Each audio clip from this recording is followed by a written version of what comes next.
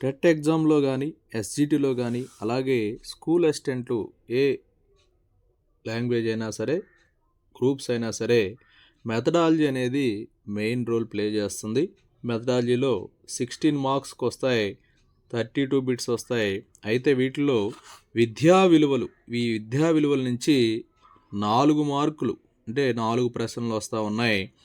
విద్యా విలువలు అంటే ఏంటి అంటే గణితాన్ని బోధించడం ద్వారా విద్యార్థుల్లో పెంపొందించేటువంటి శక్తి సామర్థ్యాలే విద్యా విలువలు. అంటే గణితాన్ని బోధించడం ద్వారా విద్యార్థుల్లో వచ్చేటువంటి శక్తి సామర్థ్యాలే విద్యా విలువలు. అయితే ఈ విద్యా విలువల్లో ముఖ్యమైనవి ప్రయోజన విలువ, క్రమశిక్షణ విలువ, సాంస్కృతిక విలువ, కళాత్మక విలువ, సమాచార విలువ, సన్నాహక విలువ. ఈ 6 విలువలు చాలా ముఖ్యమైనవి. అయితే ఇందులో ప్రయోజన విలువ, క్రమశిక్షణ విలువ మీద ఎక్కువ బిట్స్ అనేవి రావటం జరుగుతూ ఉంది, గమనించగలరు. అయితే ప్రయోజన విలువ, ఈ ప్రయోజన విలువ అంటే ప్రకృతి అంతా గణితమయము అనేది ఏ విలువని తెలియజేస్తుంది అని అడుగుతారు. ప్రకృతి అంతా గణితమయము, ఇది ఏ విలువని తెలియజేస్తుందంటే ప్రయోజన విలువని తెలియజేస్తుంది. అలాగే మాతృభాష తర్వాతి స్థానం గణితానిదే అన్నా కూడా అది ప్రయోజన విలువని తెలియజేస్తుంది. అంటే మాతృభాష గొప్పది, ఆ తర్వాత గణితమే గొప్పది అంటే ఇది ప్రయోజనం సంబంధించింది కాబట్టి ఇది ప్రయోజన విలువ అన్నమాట. అయితే ఏ వృత్తికైనా సరే గణిత జ్ఞానం తప్పనిసరి, ఇది ఏ విలువని తెలియజేస్తుందంటే ప్రయోజన విలువని తెలియజేస్తుంది. ఉదాహరణకి మనం ఒక టైలర్ అంటే దర్జీగాని చూస్తే ఒక షర్టు కుట్టాలన్నా ప్యాంటు కుట్టాలన్నా ఎన్నో కొలతలు తీసుకుంటాడు.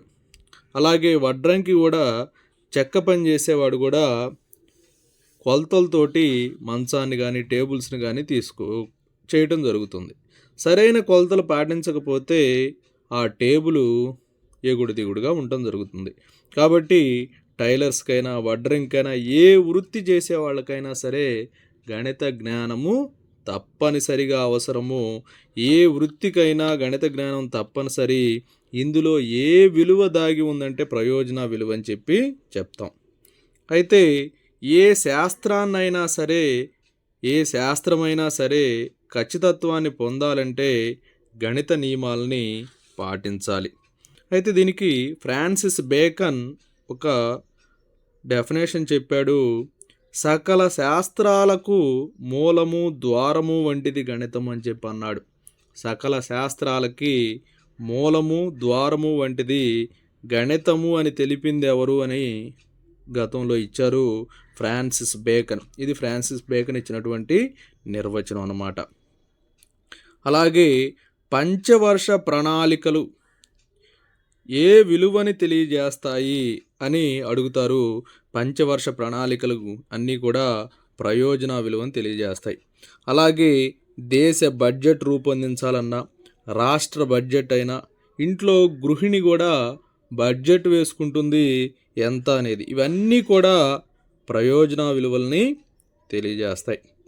తర్వాత వ్యక్తి నిజ జీవితంలో అనుసరించేటువంటి క్రమ పద్ధతి అంటే ఎలాగా, ఫర్ ఎగ్జాంపుల్ మనం నిద్ర లేచిన దగ్గర నుంచి నిద్రపోయేంత వరకు ఎన్నో పనులను మనం చేస్తూ ఉంటాం.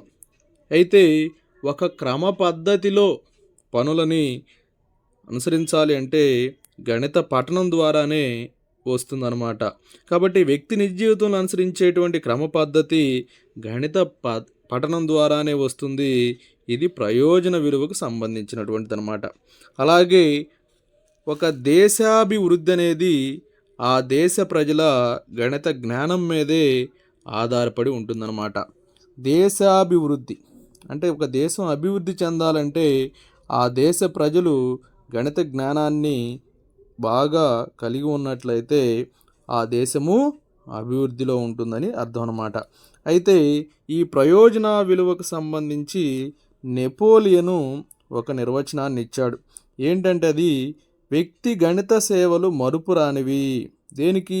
దేశాభివృద్ధి సాధించడానికి. అంటే దేశము అభివృద్ధి చెందాలి అంటే వ్యక్తి గణిత సేవలు మరుపురానివి అని చెప్తూ ఉన్నాడు. అంటే ప్రకృతి అంతా కూడా గణితమయమే అని అర్థాన్ని ఇస్తుందన్నమాట. ఇక నెక్స్ట్ది క్రమశిక్షణ విలువ. హేతువాదం ద్వారా విద్యార్థిలో అభివృద్ధి చెందే విలువే క్రమశిక్షణ విలువ. జాన్ లాక్ డెఫినేషన్ కానీ చూసినట్లయితే హేతువాదంలో మానవుని మేధస్సు స్థిరపడే మార్గమే గణితము అని చెప్పి నిర్వచించాడు. హేతువాదం ద్వారా విద్యార్థిలో అభివృద్ధి అనేది జరుగుతుంది. కాబట్టి మానవునిలో మేధస్సు అనేది స్థిరపడుతుంది అని జాన్ లాక్ నిర్వచనం తెలియజేశాడు. అంతేకాదు విద్యార్థిలో ఏర్పడేటువంటి క్రమశిక్షణ కూడా క్రమశిక్షణ విలువని తెలియజేస్తుంది. అలాగే విద్యార్థి తేలిక అంశాల నుంచి కఠిన అంశాలని నేర్చుకునేటువంటిది కూడా క్రమశిక్షణ విలువని తెలియజేస్తుంది. అంటే మొదట డిజిట్స్ నేర్చుకున్న విద్యార్థి, అంటే న్యాచురల్ నంబర్స్ నేర్చుకున్న విద్యార్థి హోల్ నంబర్స్ నేర్చుకోవటం, తర్వాత ఇంటీజర్స్ నేర్చుకోవటం, ఈ విధంగా తేలికైనటువంటి అంశాల నుంచి కఠినమైనటువంటి అంశాల వైపుకు మరలటం అనేది కూడా క్రమశిక్షణ విలువని తెలియజేస్తుంది. అలాగే ఎల్సిఎంస్ నేర్చుకున్న తర్వాత హెచ్సిఎఫ్లు నేర్చుకోవటం, ఇలా తేలిక అంశాల నుంచి కఠిన అంశాల వైపుకు వెళ్ళటం, క్రమభిన్నం తర్వాత అపక్రమ భిన్నం నేర్చుకోవటం, ఈ విషయాలన్నీ కూడా క్రమశిక్షణ విలువని తెలియచేస్తాయి. అలాగే క్రమ సరళి అనేది ఏ విలువకు సంబంధించినది? ఈ గతంలో బిట్టుగా ఇచ్చారు. క్రమ సరళి అనేది క్రమశిక్షణ విలువకు సంబంధించినటువంటిది. అలాగే ఫలితాలని అంచనా వేయటం అనేది కూడా క్రమశిక్షణ విలువని తెలియజేస్తుంది.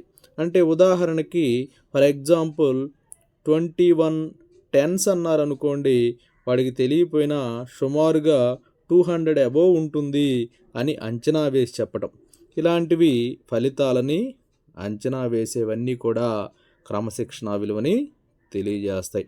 అయితే గణిత అధ్యయనాన్ని సరిగా చేసినటువంటి విద్యార్థి ఫలితాలని అంచనా వేస్తాడు. ఇది ఏ విలువని తెలియజేస్తుంది అని అడిగితే క్రమశిక్షణ విలువ అని రాయాలి. అలాగే ఫలితాలని సరిచూడటం కూడా క్రమశిక్షణ విలువని తెలియజేస్తుంది. ఫర్ ఎగ్జాంపుల్ హెచ్సిఎఫ్, ఎల్సిఎం, అలాగే 2 నంబర్స్ ఇచ్చి వాటి యొక్క హెచ్సిఎఫ్, ఎల్సిఎం కనుక్కోమన్నప్పుడు HCF into LCM equal to product of the numbers అనేటువంటి ఫార్ములాని బేస్ చేసుకొని ఫలితాలని సరిచూసుకుంటాడు. ఇలా ఫలితాలను సరిచూడటం కూడా క్రమశిక్షణ విలువ కిందే వస్తుంది. అలాగే గణితంలోని సమస్యలను సాధించినట్లు నిజ జీవితంలో వచ్చే సమస్యల సాధన కూడా ఈ క్రమశిక్షణ విలువకి ముడిపడి ఉంటుంది. అంటే గణితంలో సమస్యలు అంటే బారు వడ్డీ లెక్కలని, చక్రవడ్డీ లెక్కలని ఇలా ఉంటాయి. వీటి ద్వారా తన నిత్య జీవితంలో వచ్చేటువంటి సమస్యలను సాధించుకోగలిగితే అది కూడా క్రమశిక్షణ విలువ కిందే వస్తుంది. అలాగే మ్యాథమెటిక్స్లో గణితానికి 2 కళ్ళు అని చెప్పుకుంటాం. అవేంటంటే వేగము, ఖచ్చితత్వం. అయితే ఈ ఖచ్చితత్వాన్ని మొదటి కన్నుగా భావిస్తారు, తర్వాత వేగం అన్నమాట. ఓకేనా? వేగము, ఖచ్చితత్వము గణితానికి 2 కళ్ళు లాంటివి. ఇది గతంలో బిట్టుగా వచ్చింది, గమనించగలరు. అలాగే తార్కిక ఆలోచనలు అభివృద్ధి చెందటం అంటే ఒక అంశము తర్వాత వచ్చేటువంటి అంశాన్ని ముందుగానే పసిగట్టి ఆలోచనలు చేయటం. ఇవి ఒక వరుస క్రమంలో కూడుకున్నటువంటి ఆలోచనలు. అంటే ఒక స్టెప్ తర్వాత ఇంకో స్టెప్ వేస్తూ ఉంటారు గణితంలో. ఇవన్నీ కూడా క్రమశిక్షణ విలువని తెలియజేస్తాయి. అలాగే సృజనాత్మకత అంటే క్రియేటివిటీ, సొంతగా ఆలోచించి నిర్ణయాలు తీసుకోవటం, ఇది కూడా క్రమశిక్షణ విలువకి చెందుతుందన్నమాట. ఇక ఆత్మవిశ్వాసం అభివృద్ధి చెందటం, ఒక ఫార్ములాని యూజ్ చేసుకొని తను సమస్యను సాధించినప్పుడు ఆ ఫార్ములా గుర్తుంచుకున్నప్పుడు తనకి ఏ సమస్యనైనా చేయగలను అనేటువంటి ఆత్మవిశ్వాసం అభివృద్ధి చెందటం, ఇవి అన్నీ కూడా క్రమశిక్షణ విలువని తెలియజేస్తాయి. ఇక నెక్స్ట్ వచ్చేసి ఉపజ్ఞత డెవలప్ అవ్వడం. ఉపజ్ఞత అంటే ఒరిజినాలిటీ. ఒరిజినాలిటీ డెవలప్ అవ్వటం అనేది కూడా క్రమశిక్షణ విలువ కిందే వస్తుంది. ఈ బిట్టు కూడా గతంలో ఇవ్వడం జరిగింది, గమనించగలరు. ఉపజ్ఞత డెవలప్ అవ్వటం ఏ విలువకు సంబంధించినది అని అడిగారనమాట. అలాగే నిరాడంబరత అభివృద్ధి చెందటం, ఇది కూడా క్రమశిక్షణ విలువ కిందకే వస్తుంది. అంటే సూత్రాన్ని మరిచిపోయినటువంటి విద్యార్థి సూత్రాన్ని రాబట్టి సమస్యను పరిష్కరించటం, ఇది ఏ విలువని తెలియజేస్తుంది అంటే క్రమశిక్షణ విలువ. అంటే సూత్రాన్ని మర్చిపోయిన విద్యార్థి సూత్రాన్ని గుర్తు తెచ్చుకోవటం మానేసి ఆ సూత్రాన్ని రాబట్టి సమస్యని పరిష్కరిస్తే అది క్రమశిక్షణ విలువకు చెందుతుందన్నమాట. నెక్స్ట్ మూడవది సాంస్కృతిక విలువ. ఇప్పుడు విద్యార్థికి మనం 2 ఫోటోలు చూపించి అందులో ఏది బాగా అభివృద్ధి చెందింది అని మనం అడిగితే ఆ ఫోటోలను చూసే అభివృద్ధి గురించి చెప్పగలిగితే, అంటే పరిసరాలలోని గణితాన్ని చూడగలిగితే, పరిసరాల్లో ఉన్నటువంటి గణితం ద్వారా అభివృద్ధిని చెప్పగలిగితే దాన్నే సాంస్కృతిక విలువ కిందకి అది వస్తుందన్నమాట. అంటే పరిసరాల్లో గణితం అంటే మనకి రోడ్డు మార్గాలు కావచ్చు, అంటే రవాణా వ్యవస్థ అన్నమాట. రైల్వే మార్గాలు, జల మార్గాలు, వాయు మార్గాలు, ఇవన్నీ కూడా ఆ కట్టడాలు, ఆ రహదారులు. అంటే మొదట్లో మన పూర్వీకులు కానీ చూసినట్లయితే కాలిబాటను రోడ్డుగా వేసుకున్నారు. క్రమేపీ ఆ కచ్చా రోడ్లు వచ్చినాయి. కచ్చా రోడ్లు అనేవి తారు రోడ్లు వచ్చినాయి. తారు రోడ్లు సిమెంట్ రోడ్లుగా. ఇంకా టెక్నాలజీ పెరిగిపోయి రహదారుల్లో కూడా ఎన్నో నూతన వడవడికలు మనం చూడటం జరిగింది. ఇవన్నీ కూడా సాంస్కృతిక విలువకు చెందినవే. అయితే ఈ సాంస్కృతిక విలువలకు సంబంధించి హగ్బెన్ ఒక నిర్వచనం ఇచ్చాడు. ఆధునిక నాగరికతకు గణితము అద్దం వంటిది. అంటే ఆధునిక నాగరికతకు గణితం అనేది అద్దం లాంటిదని చెప్పాడనమాట. ఇక ఆడమ్ స్మిత్ కూడా సాంస్కృతిక విలువకి ఒక నిర్వచనాన్ని ఇచ్చాడు. ఆధునిక కార్యకలాపాలు అంటే వాణిజ్యం, పరిశ్రమలు, ప్రభుత్వ యంత్రాంగం, వీటిని గణిత శాస్త్రము తర్కం ప్రకారము ప్రదర్శించవచ్చు అని తెలియజేశాడు. ఎవరు? ఆడమ్ స్మిత్ అన్నమాట. నెక్స్ట్ కళాత్మక విలువలు. గణితంలో ఆటలు అంటే సుడోకో గేమ్ అని, ఇంకా రకరకాల గేమ్స్ ఉంటాయి గణితంలో. అలాగే ఫజిల్స్, చిక్కు సమస్యలు, వింత చదరాలు, 3x3 మ్యాజిక్ స్క్వేర్ అని, 2x2 మ్యాజిక్ స్క్వేర్స్ అని, ఈ వింత చదరాలు, ఇవన్నీ కూడా కళాత్మక విలువల్ని తెలియజేస్తాయి. అలాగే యూరిపిడిస్ అనే అతను కళాత్మక విలువలకు సంబంధించి ఒక నిర్వచనాన్ని ఇచ్చాడు. అదేంటంటే జామితి బలమైనది, అది కళతో కలిస్తే దానికి తిరుగులేదు అని తెలియజేశాడు. జామితి బలమైనది, అది కళతో కలిస్తే దానికి తిరిగే లేదు, అంటే ఎదురే లేదు అని తెలియజేశాడు. జామితిలో ఉన్నటువంటి ఆకారాలు మన ఇళ్లల్లో ఇళ్ళు కానీ లేకపోతే బ్రిడ్జెస్ కానీ ఏవైనా మనం కట్టడాలను మనం గమనించినట్లయితే అవన్నీ కూడా జామితిలోని పదాలతోటి మిళితమై ఉంటాయి. అందుకే గ్రీకులు గణితాన్ని కళకు ఆపాదించారనమాట.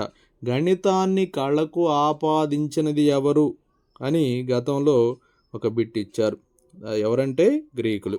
ఇక లైబ్నిజ్ అనే అతను కూడా ఒక నిర్వచనాన్ని ఇచ్చాడు. ఈ నిర్వచనం కూడా గతంలో బిట్టుగా వచ్చింది, గుర్తించగలరు. సంఖ్యలతో వ్యవహరించినట్లే తెలియకనే జరిగే అంకగణిత అంతర్గత అభ్యాసమే సంగీతం. అంటే గణితాన్ని సంగీతంతో పోల్చాడు. అంటే సంఖ్యలతో వ్యవహరించినట్లే, సంఖ్యలతో మనం ఎలా వ్యవహరిస్తామో అలా తెలియకుండానే జరిగేటువంటి అంకగణిత అంతర్గత అభ్యాసమే సంగీతం అని చెప్పాడు. అంటే గణితము సంగీతం లాంటిదని తెలియజేశాడనమాట. పద్య రచన కానీ, శిల్పకళ, చిత్రలేఖనము, నాట్యము ఇవన్నీ కూడా ఆ కోవకే వస్తాయి. ఇక ఎచ్చట లయ కలదో అచ్చట సంఖ్య కలదు అని పైథాగరస్సు తెలియజేశాడు. ఎచ్చట లయ కలదో అచ్చట సంఖ్య కలదు అని ఎవరు చెప్పారంటే పైథాగరస్. ఇక నెక్స్ట్ సమాచార విలువ. ఈ సమాచార విలువని వృత్తాంత విలువ అని కూడా అంటారు. అయితే సమాచార విలువలంటే జనాభా లెక్కలు కావచ్చు, వర్షపాత వివరాలు కావచ్చు, అటవీ విస్తీర్ణం కావచ్చు, దేనికి సంబంధించినటువంటి సమాచారమైన సమాచార విలువే అవుతుంది. పశు సంపద, బంగారం ధర, వెండి ధర, రోజు మనం పేపర్లో చూస్తుంటాం పసిడి ధర అని, వెండి ధర అని. అలాగే ఎగుమతులు, దిగుమతులు ఇవన్నీ కూడా సమాచార విలువని తెలియజేస్తాయి. ఇక నెక్స్ట్ సన్నాహక విలువ. సన్నాహక విలువనే సిద్ధపరిచే విలువ అంటాం. సమాచార విలువని వృత్తాంత విలువ అన్నట్లుగానే సన్నాహక విలువని సిద్ధపరిచే విలువ అని చెప్పి అంటాం. అయితే భవిష్యత్తులో చదివే కోర్సుకి పిల్లాన్ని సిద్ధం చేయటం, దాన్నే సన్నాహక విలువ అంటాం. అంటే భవిష్యత్తులో చేయబోయే పనికి మనం విద్యార్థిని సిద్ధహస్తుడిని చేయటమే సన్నాహక విలువ అవుతుంది.